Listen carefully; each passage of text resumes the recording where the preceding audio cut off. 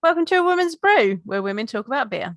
In today's episode, we give you the follow up to our Black Beers episode, where we explore white beer styles. I'm Joanne, and this is Tori. Hello. And we are two beer loving women on a mission to get more people drinking and talking about great beer. Come join us.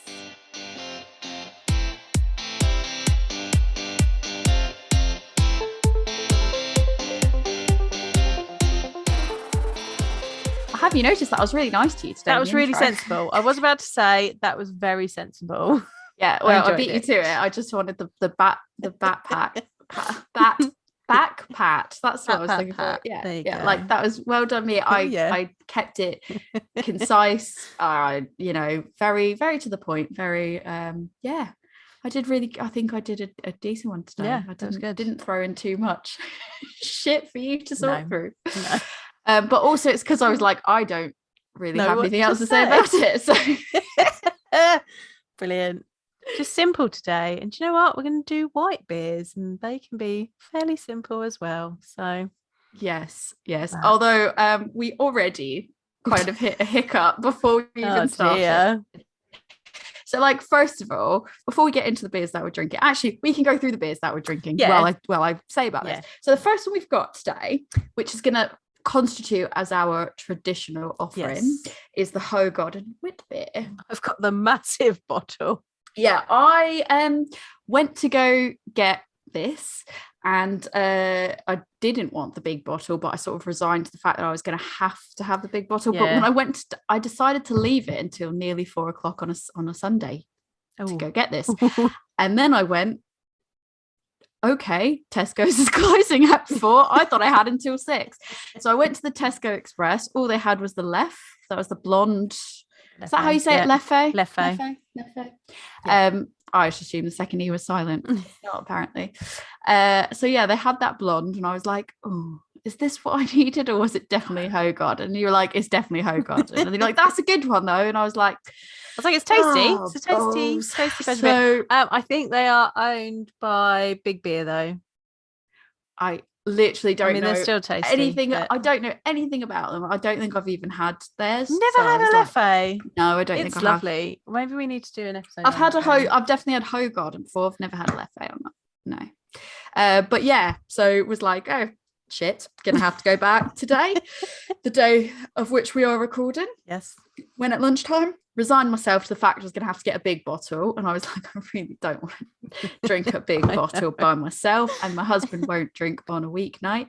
So yes, but thankfully I got a 4-pack because it's only £1 more expensive. And I was like, yes, we're having company at the weekend, so it will be for somebody else. Exactly. I'm sure I'll enjoy it enough myself, but I'm sure. But yeah, it's definitely like, now I can go, all of you can choose from these three beer options. Yeah, share amongst yourselves. So we got that one, and then the second one we got, you picked up for us, which is the Neptune Breweries. It's just called White. It's just called White. It's pretty straight to the point. Yeah, just white. It's a white IPA. Yeah, 5.7% ABV. Yeah. So interesting one. Not quite, well, sessionable for us, but not quite session. And then here's where the trouble starts. So I tackled the Hoegaarden hurdle, right? Yep. Went to go make sure all my beers were in the fridge when I got home. Went to go look for the third one, which, Joanne, please present us with what it is. It is Invisible Jack Nitro White Stout, which is a collaboration between Siren and Thornbridge, and is what actually kicked off the idea for this episode, because I was like, oh, we could do an episode about white beers. Because not only that, I also had this on, which is White Tips, the Siren White Session IPA. Yes, so I was lovely. Like, I think it started, I asked, I'll get to sort of that in a minute, but I asked Matt from Siren about, like, okay, what actually is a white IPA? Quite interested to know what the difference is between that, which again we'll get to, and then we were like, we could just do a whole white beer episode. But I went to go find it today. I rummaged through my stout cupboard because that's where it should have been, and it wasn't there. I rummaged through my main fridge, it wasn't there. I rummaged through the drinks fridge behind me, it wasn't there. Went to the outdoor fridge, Wasn't there. Where has it gone? Where has your? Did you have two cans? Yeah, I had two. Where have they gone? I don't know. Oh, I have a feeling one of them might be at my in-laws' house. Right. Like I might have just put a whole bunch like in a box and just brought it round theirs, and then forgot that it was round there and had the second one, thinking, oh, I have a second one somewhere, but I didn't keep track of where it was. I don't feel like I've tried it. Oh no. The other problem is I'm fairly certain Siren still have some at the tap yard, but it's a Monday and I don't think they're open on Mondays. So that was on me. That was me. You know what's going to happen is we're going to finish recording like tomorrow. I'm going to do a beer shuffle in the fridges and it'll be like, oh, there it is. Surprise. But thankfully, I really enjoy white stouts. So I already had another white stout. So you're going to enjoy the one that we were supposed to enjoy together.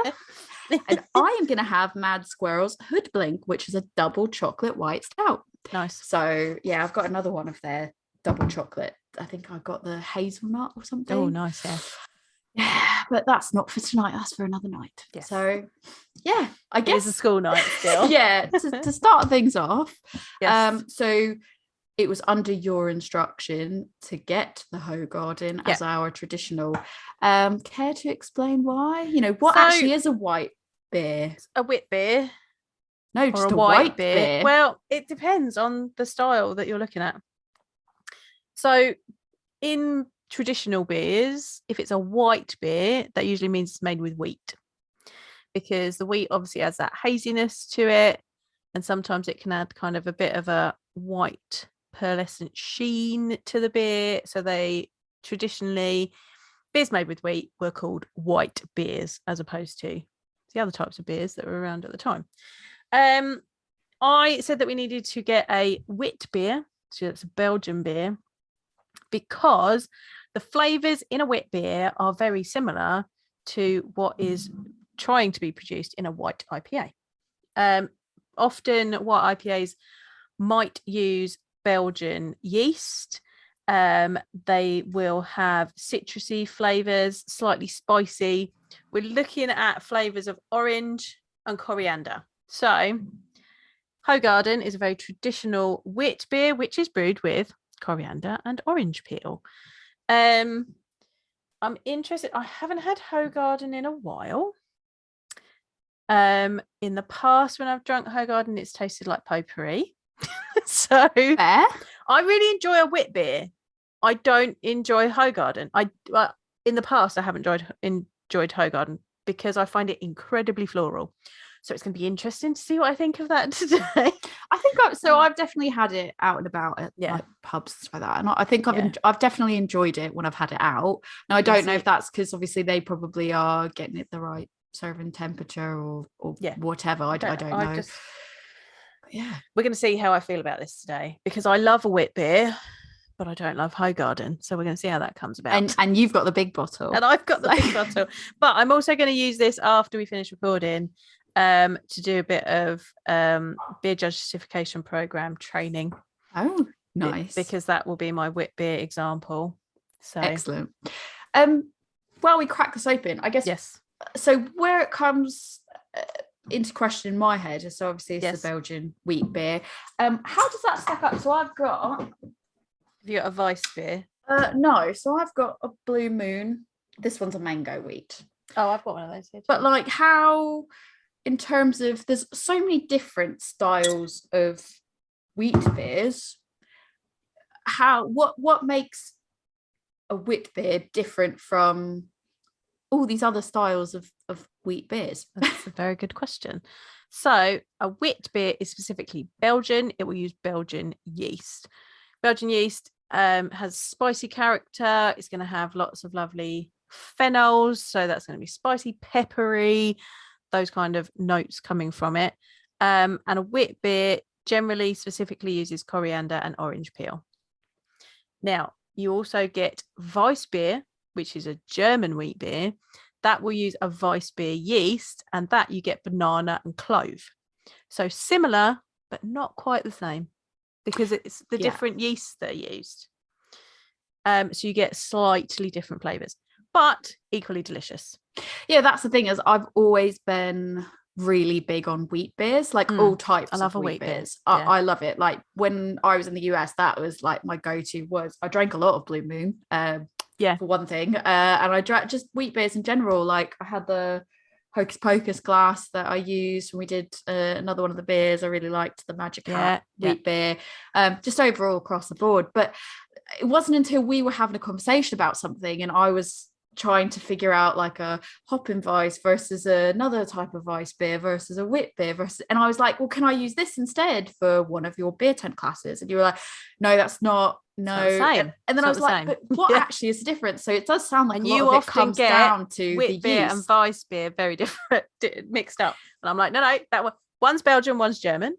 But that's it, and they do taste differently as well. But it's always been like that in my head. I get them confused because I'm like, I know that when I say origin of it, I mean in terms of like the main sort of thing you focus on is like the wheat element of it, and that's why I get them confused. Is because I'm like wheat beer, and just my brain just can't remember. Like no, this is separate. No, different. This, I'm just like wheat beers. But they do taste so different. But it does sound like a lot of it comes down to that yeast element of it, and that seems to change taste. Yeah, so the difference will be the wheat beer. There will be the yeast that is used in that wheat beer, and any other additions like the coriander and the orange peel in this one. They would all, if they're a wheat beer, then generally you've got about 50% wheat in the grist, so in the grain bill. A Belgian wit beer has to have 50% unmalted wheat in it, and the wheat is going to add those proteins that then make it hazy. It's going to give it a thicker mouth feel and body. That part, the best part. And it obviously that is a different flavor to if you're using barley. Wheat has a slightly different flavor. You know when you're tasting wheat, it's got that more kind of cereal taste to it than the kind of sweeter, grainier malts that you get from malt taste that you get from barley, which can be like a bit more like grassy hay, sweet grain, whereas you get more cereal body from wheat. I find I really enjoy wheat beers in like autumn time. Like that's just, I don't know, something about like those tastes and like the changing of that season. It's just like, oh yeah, I love it. And of course, an American wheat beer is different again because it may well use American yeast. It's probably got more hops in it, so it's slightly different. Love it. I'm here for all of it. But yeah, no, and don't at me because I know I'm fairly certain Blue Moon is. They're not. It's Miller, isn't it? Yeah, it is Miller, I think. Of course. Yeah. But I don't know, this, like I said, this used to be what I would go to at bars. And I do enjoy a Blue Moon. Don't at me. Oh no, I'm not saying I'm suddenly I know it's Miller. No. I don't like it anymore. But it used to be my go-to, and I got this more because I was like, I've never had the mango. They have this amazing, not to tangent off too much before we crack open this Hoegaarden. My favorite, and we're going back obviously about 8 years before I moved here. My favorite is out of their range, their cinnamon horchata. It's amazing, but it's one of their seasonal releases, and it's US only. Like over here you tend to get normal Blue Moon, or you've started to be able in the last 2 years to get this mango. But it's weird because I'm used to, you have your Blue Moon and you have your slice of orange in it when it's served to you at a bar. I'm like, what do you do with mango? Is it like a wedge of mango? You need like a twist of mango skin or something. But I got it because I was like, if I'm going to get the Hoegaarden, I'm also going to go and I'm going to get one of these mango Blue Moons, and I'm going to see how it holds up in the summer. But I didn't actually plan on using that as a talking point. It just happened to be next to me. I just happened to have mine here as well. I did. It was literally, I came in and I put the stuff down near me and I was like, I actually have a Blue Moon. But yeah, no, that's really helpful because like I said, I tend to just get them really like confused all the time, so I thought it was worth clarifying because I'm sure other people are like me and are like, wheat, it's all wheat everywhere. It is not. Let's crack this open. Let's see if it tastes like potpourri. Oh, I love the smell. Already from the smell, I'm happy. It smells like potpourri. Oh, it does not smell like potpourri. Smell like potpourri. Guess out. God, what potpourri do you buy for your house? I mean, I don't. Whose potpourri are you around? Hoegaarden potpourri. Oh, that's a potpourri I would buy, to be fair. So as it is a wheat beer, it's only just slightly cloudy.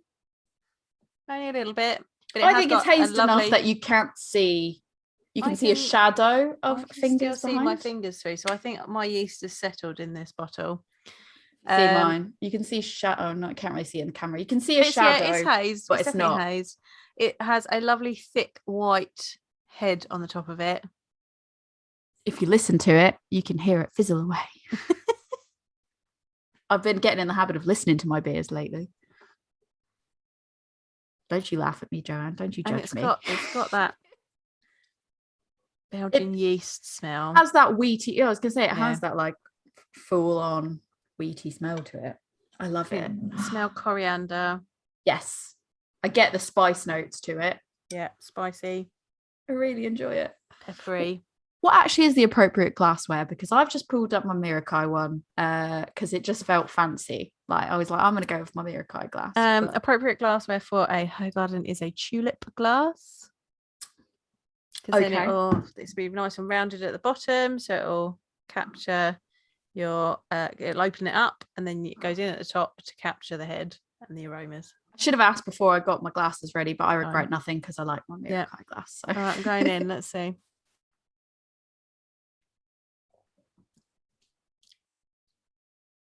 It's better than I remember, you know. I just like the idea of potpourri. I get like slight florally, but not enough to go potpourri. It's definitely a lot better than I remember. I remember it feeling like full on floral to me. This is. But at what time in your life were you drinking it though? Like, was it a time when you weren't really drinking as complex flavors? Like, yeah, it would have been very early on in my beer journey. I still feel that way about Franciscana. I find that to be a very floral beer, and I'm not a fan of it. I don't even think I've ever. You had a Franciscana? No. I should have got you to get one of those as well. That's a Weiss beer though. Is that the one with the monk on it? Yes. I think I've got one of those in my fridge. Not because I bought it, but because we had a friend round the other day and he left 2 Fosters and one of those. Oh, interesting. Interesting choices. It's definitely better than I remember. You know what? And this is exactly how your palate changes, and why sometimes you need to revisit things and go, actually, do I still not like that? I'm still laughing at the fact that you just went interesting choices. That's like, I mean, he isn't touching my beers. That's fine. Happy days. But yeah, I came home. I was like, whose Fosters are these? Whose is this? And they were like, oh, it's Adam's. And I was like, oh, right. Guess we'll put them in the outside fridge for when he retrieves them. Sharing beers. Yeah, I've got like Kronenbergs out there. I've got like, I think I've got some alcohol frees that my brother-in-law left. I was like, I'm not going to touch a Bavarian alcohol free. Oh, no.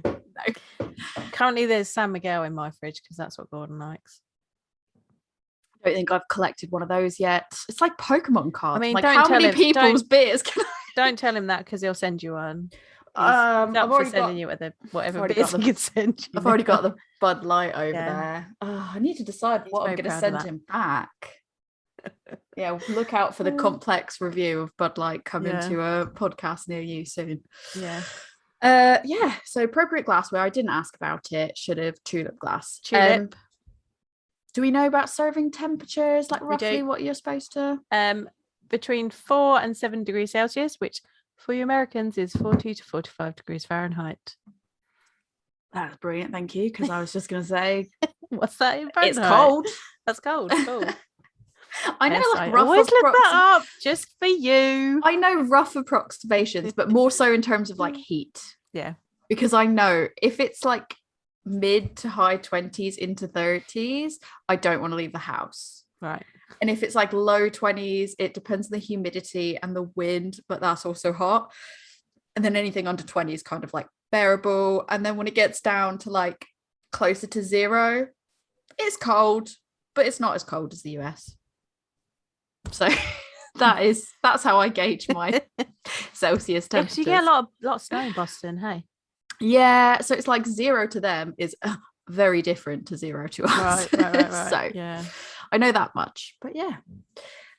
So the only other question I had was the difference between them, and you already answered that. So, not as floral as I remember. No, yeah, I do get the florally notes, but I do get a lot of like, it's very subtle, and I think it's more spicy. Is more what I get more than anything else. But the wheatiness, I mean, it's not thin. It's a nice mouthfeel. It's like a nice medium sort of mouthfeel, in my opinion. Low, medium bodied. Yeah, quite like it. I think it'd be even better in the sun. Yes, but I've got my heater on under my desk because this room's quite cold, so I feel like I'm sitting out in the sun. So I'm happy with that. I'm right with that.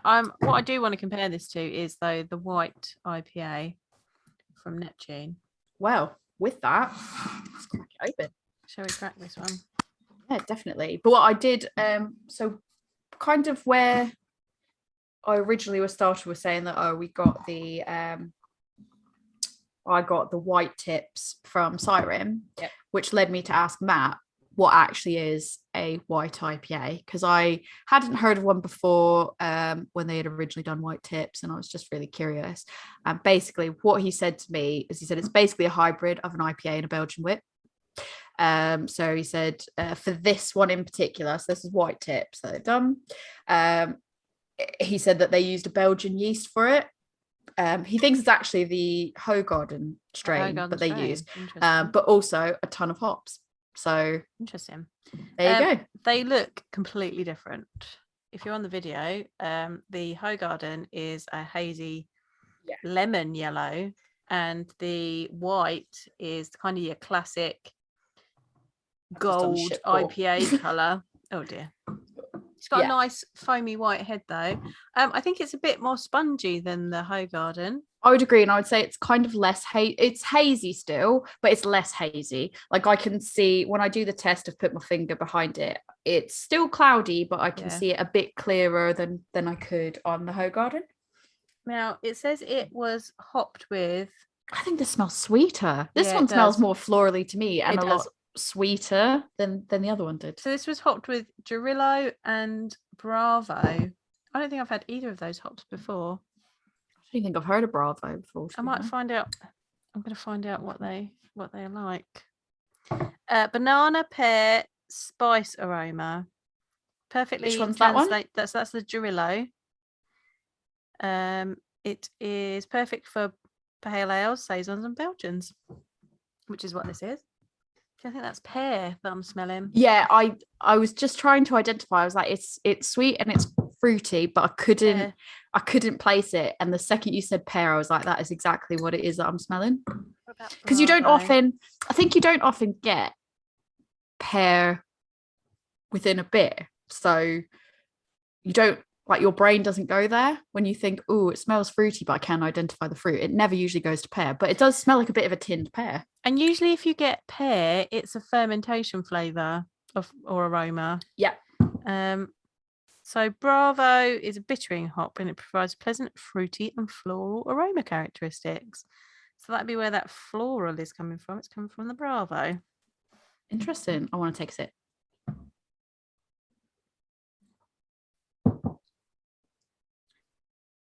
That's very different. Oh, I like that though.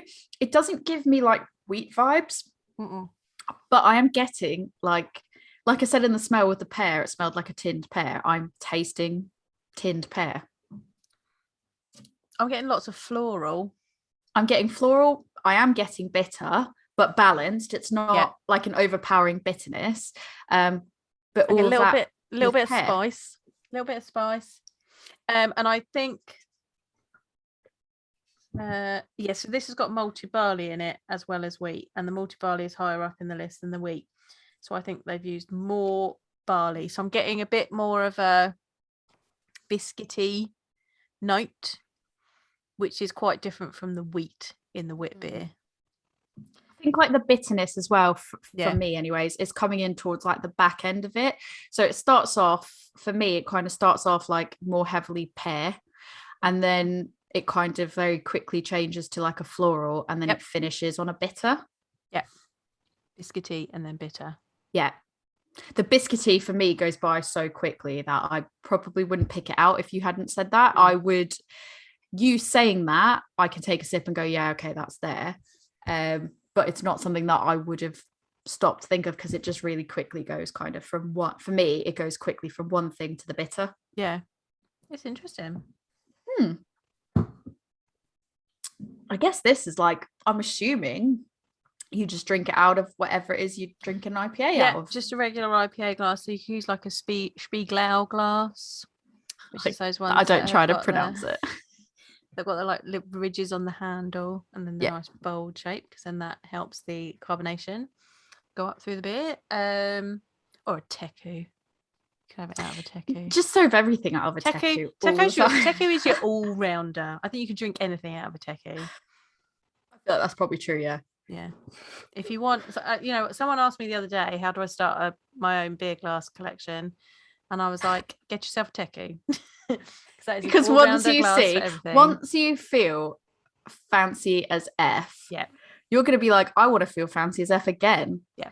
And then you're going to get another one, and then you're going to go, I've got 2 fancy as F glasses. I need to balance it out a bit. And then you start getting something else. Then you go, like, I got hopped sauce the other day, because I've been really into like buying the beer hot sauces now, because I've been super into like drizzling hot sauce on my pizzas. I make pizzas now. So I don't do all the hot time. sauce. Yeah, you don't do hot sauce. I F-wording love hot sauce. See how I'm editing myself? So I'm giving you an easier job of the editing. I appreciate it. F-wording love hot sauces. So literally I'm like, great, now I can get hot sauce that's like beer hot sauce. And I'm actually going to probably go back and blame Mirakai for that, because that started me down a slippery slope when I knew that they were coming out with their Goes one. And then I also saw the Vault City one, and I was like, I want that too. And then I spiraled, and I was like, I'm just going to get all these hot sauces. So I've been drizzling them on my pizzas. It's been really good. But when I bought it, you had to get a certain amount in your order to get free shipping from hot sauce. And I was like, hold my beer, I can do this. It was like 30 quid. I think I was like, I'm going to get this glass, and my glass is over there. I'm not going to roll over and show you, but it's got like peppers all over it, and it says hot sauce on the back. And I was like, well, I need that. Like, that will help make up the difference. Odds. But then it came to, I'm not shitting you, Joanne. I didn't edit that out, because this is really driving the point home. It came to $29.99. Or no, it might have come to $29.98 or something like that, because once you worked out like the pence on it, like there was like a few pence difference. And I was like, and I think I could either pay like 3 quid shipping, or I could buy another thing for 5 quid. And I was like, I'm just gonna pay for the shipping, because I could have taken the glass out and just gotten more hot sauce, and it would have like evened out a bit better. And I was like, I'm committed to the glass now. I'm not gonna do that glass dirty. I'm just gonna pay the 3 quid shipping. But yeah, then you see glasses everywhere, and you're like, oh, that I kind of want one of those beer now. Glass collection, like buying beer glasses is addictive.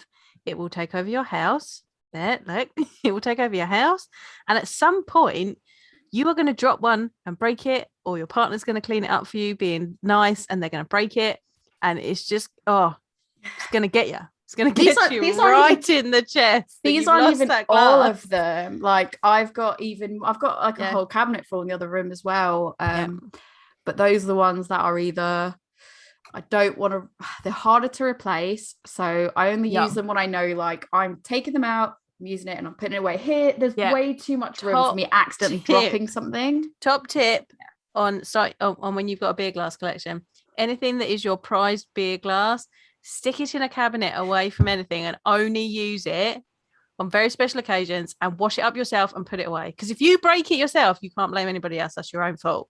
I'm going to do should be you more one careful. better. I'm going to do you one better. My even better top tip. Yeah. Buy 2 of every glass you get. Yeah, but then you've got to store them somewhere. Do you know how many glasses I've Your got? like second ones can go like in a box, like somewhere, so that way when you break one, if you no, don't do it for like every single one, but like ones that are going to be harder to replace or like really unique. Get 2. I mean, I'm to be fair, my favorite glass at the moment is my Three Hills Teku, and I did buy 2 of those. Which one? Because it's a solid. The actual Teku, yeah, the actual one that Teku, we got not from the the one. Outpost. No, not the one we got from the Outpost, because that's sexy and that's in the good that glass one is cupboard. no, that one is sexy. The one that we bought at the that's Outpost in the good glass cupboard sexy. and only comes out on special occasions. Like I wouldn't drink wine out of it. Like I'm like, that is only this is to my be red used wine glass for Three Hills beer. So that is in the good glass cupboard. No, I bought 2 of their Teku because their Tekus are good and solid. Like they are robust. Literally, but I was think just like, I want 2 of those over once because if I break one, then I've got a second one, and this is going to be my go-to glass. So I have a spare of that. I think I knocked mine over at one point, not intentionally, but like obviously I have them all kind of stacked up there, and there was like a domino effect. Like I was grabbing one from behind, and then like they all started going, and I was like, no, like slow motion, and I kind of tried to save them, and I think that one ended up knocking over, and I was like, but it was okay because it's so solid, thick that I was like, nothing's breaking this bad boy. So highly recommend that glass. Yeah, it's really great. Still got some, and it's almost one. Approaching the season of where I can wear my Three Hills hat again. So I'm really happy because I wore that all winter.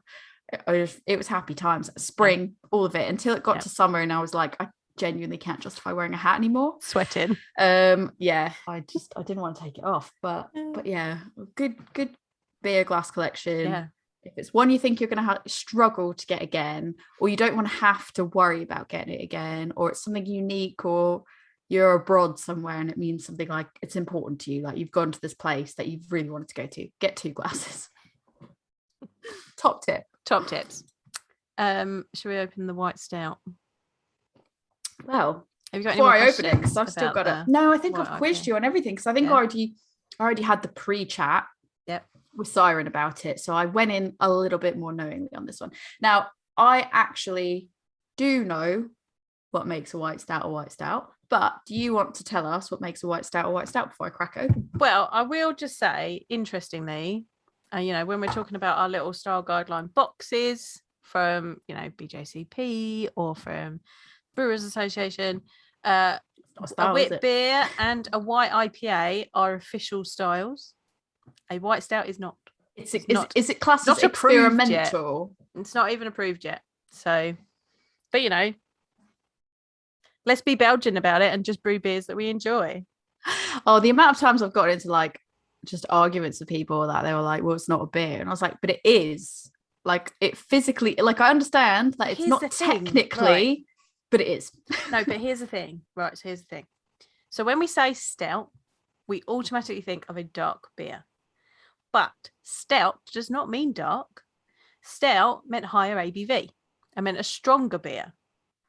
So it could be a stronger pale beer. And in fact, they do sometimes get called tippers, right? Quippers. Could be a stronger pale beer, and sometimes they get called pale stouts as opposed to white stouts. So it's a stout, but it's light in color. And we call it a stout because it's going to have those stout flavors in it, or it should be trying to emulate those stout flavors. So we're thinking vanilla, we're thinking chocolate, we're thinking coffee. We want a thick mouthfeel in a paler beer that is probably going to be provided by lactose. So be aware of that. But that's what we're going to be looking for from a white or pale stout. Yeah, I've had the argument with people about it. It doesn't look right. It's not a real. We're beer, judging it blah, based blah, on blah, blah, blah, but judging it based on how it looks. So it's not a stout, and there's no such thing as white stout. I was like, there is. I mean, actually, I think we talked about this in the stout episode. I found a reference to a Bavarian stout, which was a pale stout beer. So there are examples of it in the past. So be quiet. Is it, I think BJCP, is it, I might not have the terminology right, but it's characterized as like a not exotic, was it experimental? So it sits under that experimental so they have quality. they have specialty beers in ranges. That's where the white IPA sits under specialty IPAs.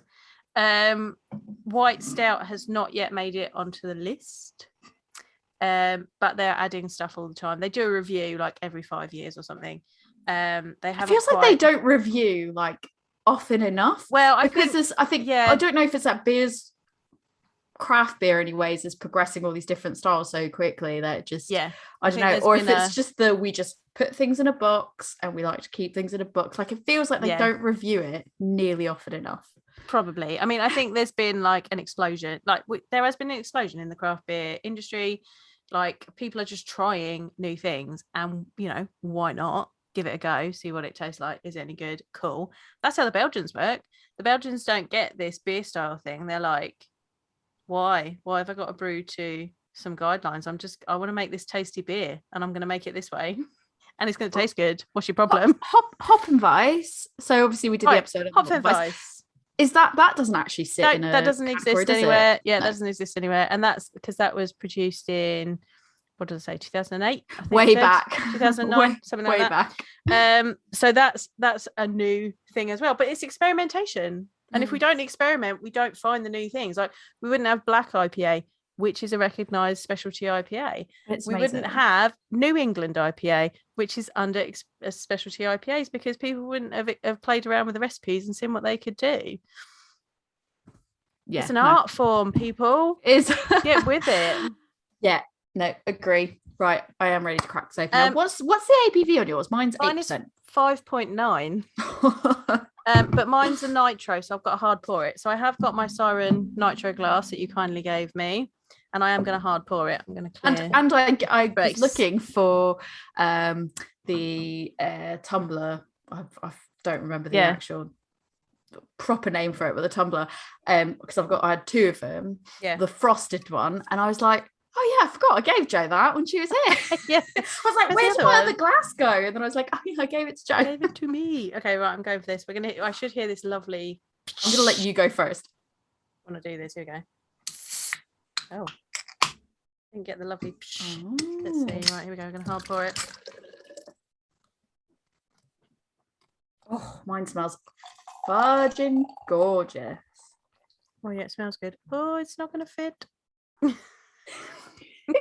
I do that as well, like with some of the nitros. Is like you pour it and then you have to stop partially, let it settle a bit, and then just keep going. Oh, it smells good.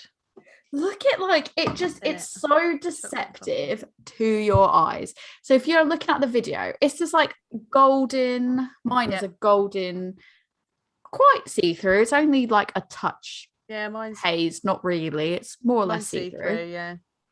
The head on it, creamy white head on my knobs. The head on mine hasn't really stayed very long, but I can see lots of carbonation bubbles, and it just smells like what you expect, like chocolatey vibes that you get from a stout.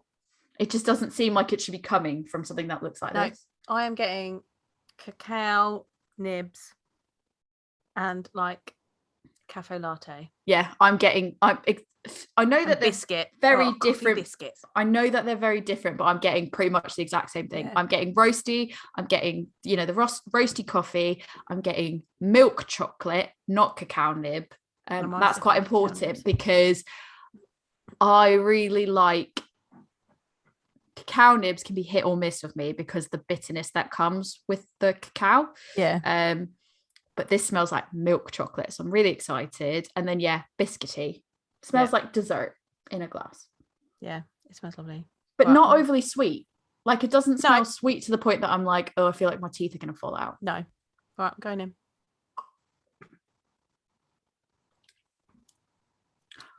Oh, I like this. Doesn't taste like an 8%. I'm going to start with that. I'm very happy to report that the chocolate comes through more milky chocolate, which there's nothing more disappointing than when you smell milky chocolate versus cacao nib and then you end up getting the taste of cacao. Because like if you're like me and you can find cacao sometimes being hit and miss, nothing gets you more excited when you're like milky chocolate and then it doesn't taste like that.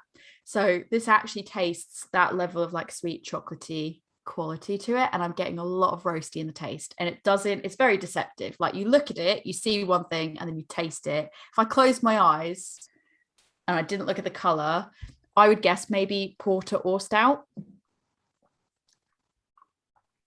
Mine's a bit thin. Mm. I'm getting coffee, but I'm getting a little bit of citrus. Oh, I don't think it is citrus because there's sweet licorice in it, and I'm wondering if that's what it is.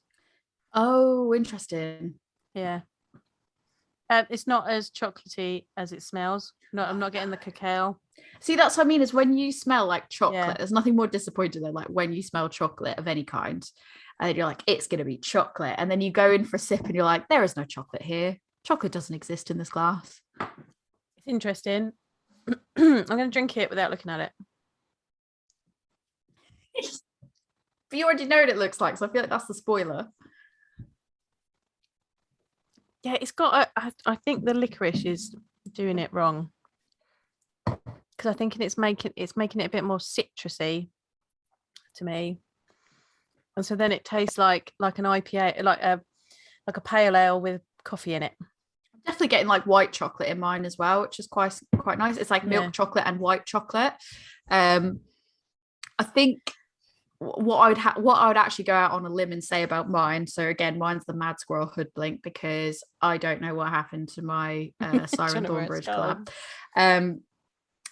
I would actually go out on a limb and say this tastes more, because of the coffee element to it and the chocolate element to it, and that sort of low to medium mouthfeel creaminess sort of element coming in.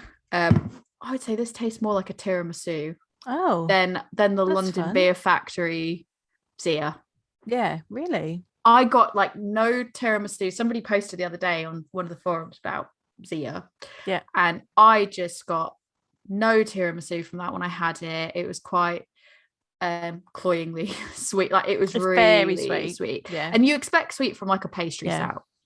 But there was no like sort of, it didn't really have those elements of a tiramisu. Now this isn't meant to be a tiramisu, but it has those like roasty chocolate, slight biscuity, light creaminess to it, and not a very thin mouthfeel, and not the thickest. So like I said, light to medium thick mouthfeel. Like that is more what I expect from tiramisu than something like Zia, which is billing itself as a tiramisu stout.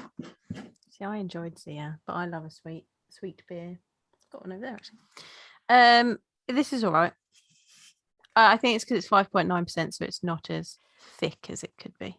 I think also some level of that, from our experience, I think I can speak both of us when I say, from our experience with some of these nitros. Yeah, it does kind of rob the flavor a bit. If we hadn't done like side by side comparisons, we didn't know better, we'd probably go, yeah, like, okay, I get this and I get that, and, you know, is what it is. But I think because we've done quite a few now side by sides of the exact same with the nitro, we've noticed that the nitro tends to kind of mute the smell and mute the taste just so slightly, that you just don't get the full intention of what it's meant to be. So I kind of wonder, like, if they did this white stout and they took the nitro out of it, how would that impact the taste? I would love to kind of see how that would change things if it wasn't nitroed. Yeah, I would too. I think it would be slightly different, and I think I would enjoy it more. So Siren's announced they're doing the Pompomichello. They're doing like the nitro sour, which I've never had a nitro sour before. I don't know who's made a nitro sour before, if anyone has. But they're going to be like having it on at the tap yard as well. So I'm quite interested in trying. I quite like Pompomichello. Yes, it's a lovely, nice, refreshing sour, and I'd like to see that side by side to see if, because obviously we've done stouts side by side of nitro, non-nitro, we've done red side by side, nitro, non-nitro, and all that, but I've not had a sour like that. So I wonder, where sours are so punchy and very like they really cut through with that flavor, is the nitro going to impact it, or will it enhance it in a way? Or I'm really interested to see how that's going to play out. Yeah, I think that'd be interesting. So I looked up how brewers get the roasty chocolate coffee flavors in a white stout, because in a regular stout, to get those flavors in there, you're going to use specialty malts. But by adding those specialty malts, you're adding color. And obviously you don't want the dark color in a white stout. So the way that they do that is they add coffee or they add cacao to get those flavors rather than adding color. They may add a tiny bit of specialty malt. So this is quite a golden color, so there may be a little bit in there. But I found it interesting that they might use green coffee. Oh, I didn't even know that. Yeah, that was to get thing. So it's like when you say unroasted. green coffee. Okay, I was going to say, is it more like the plant as opposed to? Yeah, so it's unroasted to get the coffee flavor without the color. So I thought that was interesting. That kind of makes sense in a way if you think about like hops and how hot, like, you know what I mean? I guess it does make sense in that way. Yeah, and I thought that was really interesting. Yeah, that is really interesting. This one doesn't seem to have it. So it says, just to read the back of my can, it says, it looks like a pale but tastes like a stout. It's hoodwink, but not as you know it. So I think there was like a normal. Yeah, they've got a normal. Yeah, this was just the double version, effectively. Double version of our legendary white stout, Hoodblink, is made with lactose, vanilla, and white chocolate for a sweet, decadent flavor that defies its light appearance. This is a one-time brew, blink, and you'll miss it. So yeah, it definitely is decadent. It definitely gets that white chocolate and vanilla. I can definitely get the lactose in it, but it's just really interesting because it doesn't say anything. There's not. It's not to say that it's not in here, but there's nothing on the back of this can that suggests coffee or chocolate. That it's other than white chocolate, which can be very like meh when it comes to flavors. I think it can be very subtle. It can be overpowered by a lot of things. So the fact that it stands out so clearly with the roasty elements is really interesting to me because I think the only other one that did it really well, like I know I've mentioned Siren a bunch of times, but there's not too many white stouts that I've had. I really enjoy white stouts, but there's not too many I've had. But the one that I've really, really enjoyed was the Caribbean white chocolate cake. And that was because you really got the white chocolate coming through and it tasted like white chocolate. Like it wasn't, a lot of times they go, it's white chocolate and vanilla and you lose those. But same thing with almond. Almond, vanilla, and white chocolate. I find you just lose it so much. Yeah. I find that those flavors tend to just disappear. The vanilla, the white chocolate, the almond, like those ones get lost, and it's definitely not lost in this. And it's just really well done. You definitely can't get it anymore, I don't think, because I got this quite a bit ago. Obviously it lasts quite a while, so it goes off like 2022, I think. So if you can find Hoodblink, definitely get it. I really recommend it. So right, well there you go. That is an introduction to white beers. Didn't really know what we were, to be honest. I didn't really know what we were getting into when we started it. I was just like, I know that there's this, and this. Don't know much about them, but I'll let Joanne explain to me. And we got 3 very different beers, I think, out of it. Yes. Yeah. Which is interesting. When we finish recording, I'm going to kind of go back and go like, okay, Hoegaarden, back and forth between the Hoegaarden and the Neptune, just to kind of, I don't know, get that second pass through, I think. But yeah, I'm really enjoying this Hoodblink. I kind of don't want to move away from it. So, and you know what? I'm going to give Hoegaarden a second go because I think my palate has changed since the last time I drank it, thinking that it tasted like potpourri. Yeah, that was just like when you're like, potpourri. I was like, well, I don't think I got that. Yeah. But then I guess it all comes back down to where were you at the point in your life that you tried it? You know, I say to people all the time, you say to people all the time, you know, your taste buds change. Yeah. Go revisit stuff. Like, I think we soapboxed it like last time when we were saying, you know, sour beers, for example, like maybe you don't like them. Go back and try it again if you've not tried a particular one, because maybe you'll like that one. I don't know. But yeah, go back around and revisit some stuff that you maybe didn't like before, but everyone else tells you is really good. So maybe you try it again and see how you feel about it now. So but if you still don't like it, you don't have to drink it, and that's fine. You can drain for it. It's okay. Don't let anyone pressure you into saying you've bought that, you now need to drink it. Don't let anybody pressurize you into saying you have to like. You don't have to like anything. And just because you don't have a BJCP or like a fancy certification, it doesn't mean that you can't just be like, this isn't to my taste. Yeah. It's what, like we said before, it's one thing to criticize a beer and say it's not brewed well when it's just not to your taste. Yeah. But it's another thing if you're like, it's not for me. So I'm not going to struggle to drink my way through it. And that's fine. Drink what you love. That's what I have to say about that. With that, Jo, if anybody wants to come and talk to you about white beers and how they're made, or just the difference between different wheat beers, where can people find you? You can find me on Instagram, Facebook and Twitter as A Woman's Brew. You can also find my beer school, which is probably the best place to come talk about beer styles, because we do that all the time. I even have a beer membership where we do that all the time that you can join. You can find that. I love beer learning on Facebook. I generally hang out on Instagram, but we're also on Twitter, we're on TikTok and we're on Pinterest. Or you can come and find the website, which is lovebeerlearning.co.uk. All the information about the courses, about that beer membership where you can taste and learn about new beer styles every month is on that website.